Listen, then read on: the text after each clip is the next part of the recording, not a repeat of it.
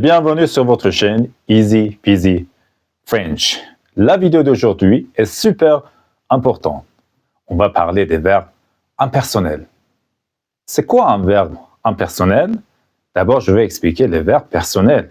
C'est quoi le verbe personnel? Vous savez, il y a plus de 10 000 verbes personnels que vous utilisez chaque jour. Par exemple, le verbe manger. Je peux dire je mange, tu manges, il mange, elle mange, nous mangeons, vous mangez, il mange, elle mange. Vous voyez, il y a plusieurs personnes. Il, je, tu, nous. Mais pour les verbes personnels, il y a seulement un pronom. Et c'est quoi? C'est il. Il ne représente rien ni personne. Les verbes impersonnels sont de deux catégories, de deux groupes. Les verbes qui sont toujours impersonnels, les verbes qui peuvent être personnels ou impersonnels. Par exemple, les verbes qui expriment la météo, le climat, la température sont impersonnels. Par exemple, le verbe brouiner. On dit il brouine. Le verbe grêler. Il grêle. Vous connaissez la grêle, c'est-à-dire qui ressemble à un morceau de neige, mais ce n'est pas la neige. Le verbe, par exemple, neiger. Hier soir, il a beaucoup neigé. Le verbe pleuvoir.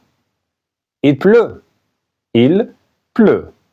Le verbe vanter. Il vente, c'est-à-dire il y a du vent.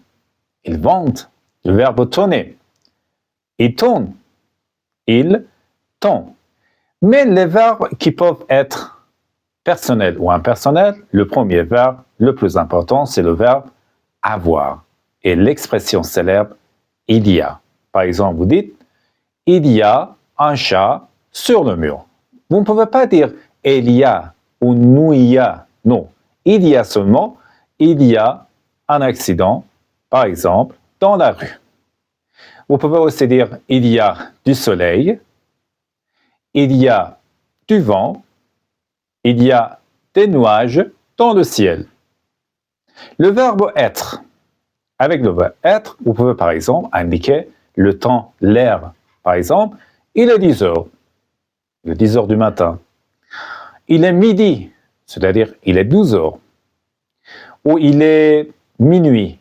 Il est 10 heures du soir. L'emploi très important du verbe impersonnel de être, c'est il est avec adjectif. Vous pouvez faire plusieurs phrases avec il est plus adjectif. Un exemple. Il est important d'apprendre le français. Il est nécessaire de pratiquer régulièrement le français. Il est obligatoire de payer la taxe. Vous voyez, c'est l'emploi du verbe être quand il est impersonnel. Nous avons aussi le verbe faire. Faire peut être personnel ou impersonnel. Et si c'est impersonnel, je vous donne des exemples. Par exemple, il fait froid. Il fait chaud. Je ne peux pas dire je fais chaud ou tu fais chaud. Non, seulement il. Il fait froid. Il fait chaud. Il fait beau. Vous voulez aussi, par exemple, parler de la température. Il fait 10 degrés ou il fait 10 tout simplement. Il fait moins 2 degrés ou il fait moins d'eau. Alors, pour dire aussi la température, vous pouvez utiliser le verbe faire. Il fait. OK? Nous avons aussi le verbe falloir qui est toujours impersonnel. Toujours impersonnel. Il faut toujours utiliser le pronom il. Et c'est il faut. Et quoi que vous avez entendu et vous utilisez le verbe il faut. Je ne peux jamais dire je faut, tu faut, elle faut, nous faut. Non, seulement il faut. Par exemple, il faut partir. Vous savez, avec le verbe falloir, vous pouvez utiliser un verbe ou un nom. Par exemple, il faut avoir un passeport. Vous pouvez aussi dire il faut un passeport, c'est-à-dire nous avons besoin d'un passeport. Donc, après il faut, vous pouvez mettre un verbe ou un nom. C'est la même chose. Il faut avoir un passeport ou il faut un passeport. Maintenant, le verbe manquer, c'est-à-dire ne pas avoir. Un exemple. Il me manque du temps, c'est-à-dire je n'ai pas de temps. Par exemple, je suis une personne occupée. Il me manque du temps. Il nous manque de l'argent, par exemple. Vous pouvez aussi dire il lui manque, il te manque, il vous manque, etc. Après le verbe manquer, nous avons le verbe paraître. Par exemple, il paraît que tu es content.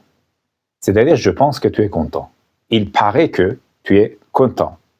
Ou en apparence, tu es content. Alors le verbe paraître. Il paraît que tu es content. Il paraît que vous êtes étranger. Il paraît que vous êtes étranger. Le verbe rester. Par exemple, vous pouvez dire il reste du pain. Il reste du pain. Il ne reste rien. Il ne reste rien. Par exemple, vous demandez à votre femme, est-ce qu'il y a, par exemple, du pain? Votre femme vous dit, non, il ne reste rien. Il faut aller à la boulangerie. Il faut acheter du pain. Ou par exemple, il nous reste un peu d'argent. Il nous reste un peu d'argent.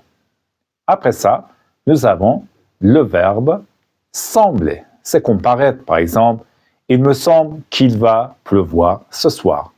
Il me semble qu'il va pleuvoir ce soir. Il me semble que tu es fatigué.